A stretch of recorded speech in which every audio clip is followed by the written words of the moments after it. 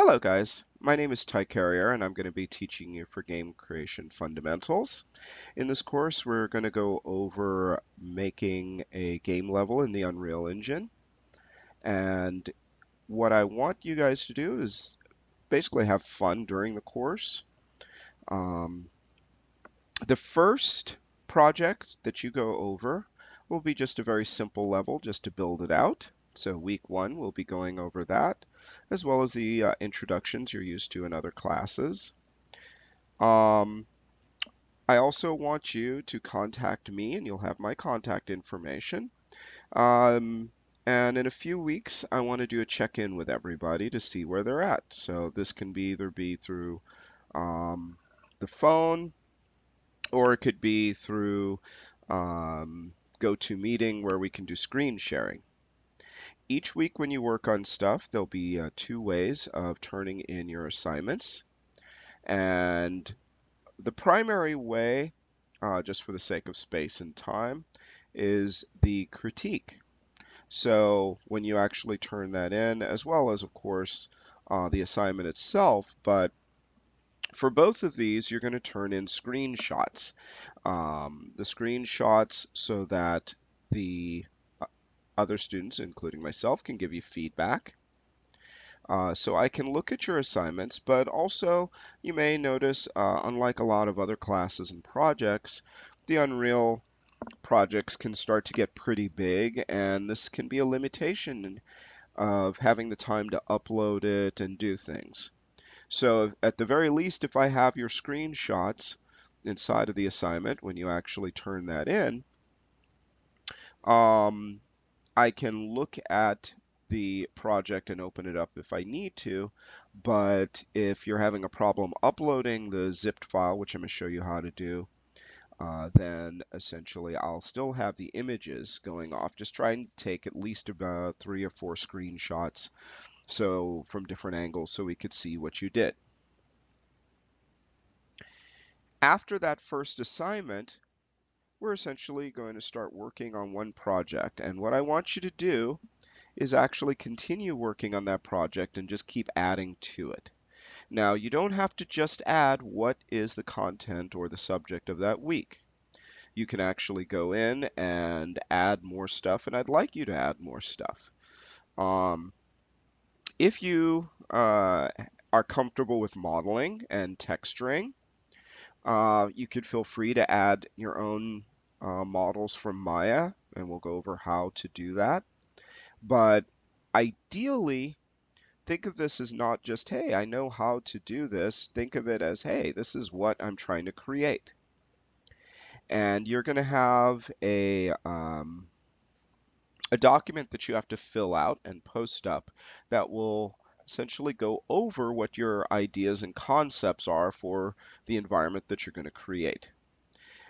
This isn't a definitive, it has to have everything, but it is a guideline, a very strong guideline of how you plan on lighting it, what the content is going to be, what's the story and history of this environment. So as we go week by week, learning different things and um, adding things to this level, just make sure to keep updating it and keep posting up your images. You're going to have access to lots of different resources, and I will be adding more to it. Um, the let's see here. One of the resources or the things that you're going to go over, you'll have several. I'm about to add a few more, but under references, you're going to see files that you can download to use as models for examples. You're also going to have links to tutorials I've made, as well as links to resources and tutorials from other sources. So make sure to keep checking in the references. Sometimes, occasionally, we'll update stuff. So even though it's only in the, it's shown in the first week, it's open during the entire course. So make sure to keep checking back on that. Your first week, you're also going to do introductions to each other, and we'll have a discussion board. When we get into Unreal, How you're going to turn in your assignments for the discussions and the screenshot portion is when you actually make a level, you will press the letter G to hide all of the assets that are like light fixtures and different things that that are hidden when you're actually playing a game. You'll press F11 to go full screen, and then you'll pick different shots that show off your work.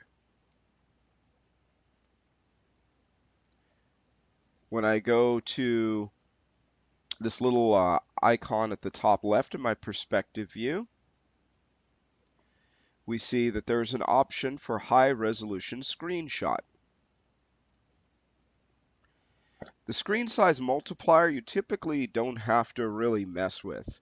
This literally, depending on the number, doubles, triples, and etc., the resolution of your screen, and we don't want them to be so big, and you have to be, typically a 1 is just fine. There's an area that you can highlight, but literally if you want to like go in and zoom in on a shot, you can just zoom in and then do the screenshot. If there's areas that you want to get like, oh, it's here, I have this shot, and then I want a close up, then you can click and drag an area and say, oh, look at this area, and then when you click it, it's going to make a screenshot of that area blown up. To do the screenshot, we just set that up.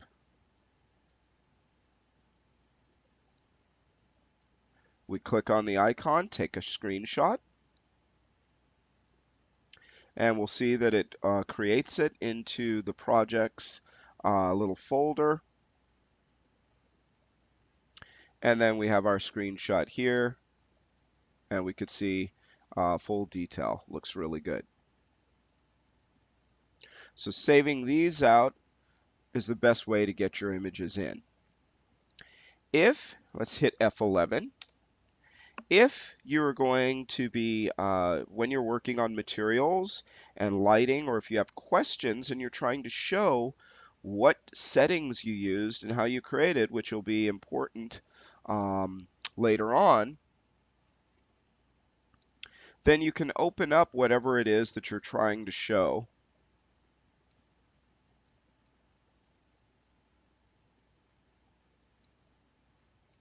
Show whatever properties you're trying to show.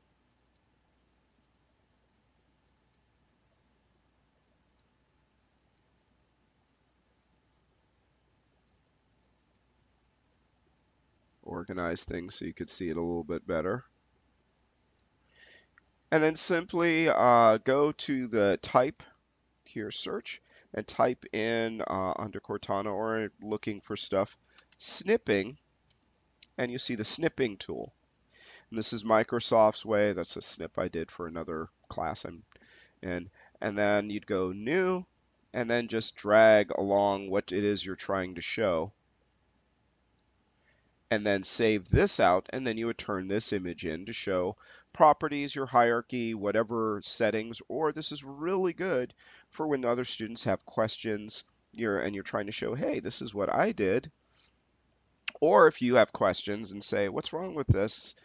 Can you take a look at it?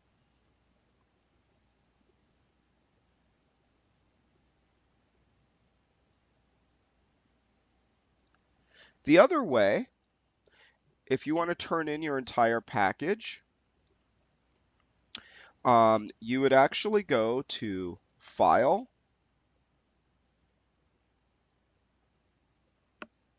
and package project. We see there's multiples depending on if you wanted to play it. We're not setting it up to play because then it's a little more difficult to open it up and poke around. We'd say zip up project. And depending on the size and the scale, it can take a little while. For what we're working on, is probably not going to be that big and take that long. But zip up project.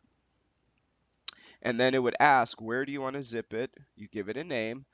Ideally, when you do this, even though you have a folder, I'm going to show you, you would actually, for the drive, that you could also put stuff up, because some of your zipped projects are going to be too big to upload to the learning management system. So you're going to have access to an actual Google Drive that I have, and I'm going to give you the link to it, and you'll make a folder in there. So I would give it a name,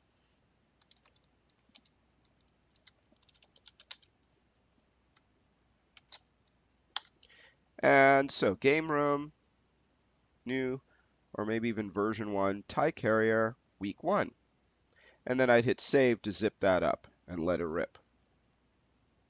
You'll have access to the game creation folder, and where you would upload your projects is in the projects folder.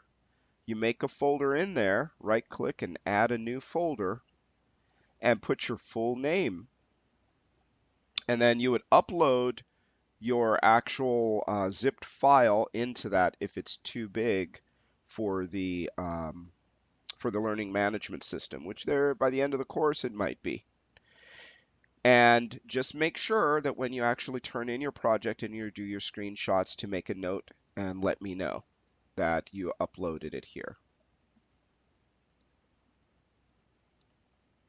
The idea of going through all the course and all the different sets is to have fun in building a level so that the next time you actually build a level, you're going to be a lot more comfortable and you'll be able to actually go and do a lot of things inside of it. I'm going to give you a YouTube video playlist that has some stuff in it. And that's probably how you might be viewing this now, as well as there's always stuff added. The last thing for the class, or two things, is number one, I love to do a live lesson, typically every Friday, it depends on my schedule.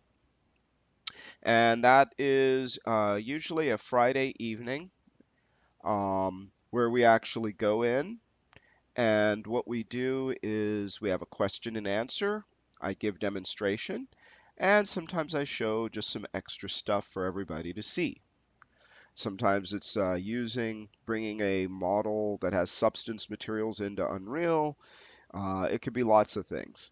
And these are really important. I do record them, and then they go into the live lessons folder of the Game Fundamentals Google Drive that I'm going to give you access to. In the archives is some ones from previous classes, and these are actually pretty good. So just because of the content and questions that people have, so it's a good idea to take at least to skim through some of these because some of the questions you have might already be answered previously.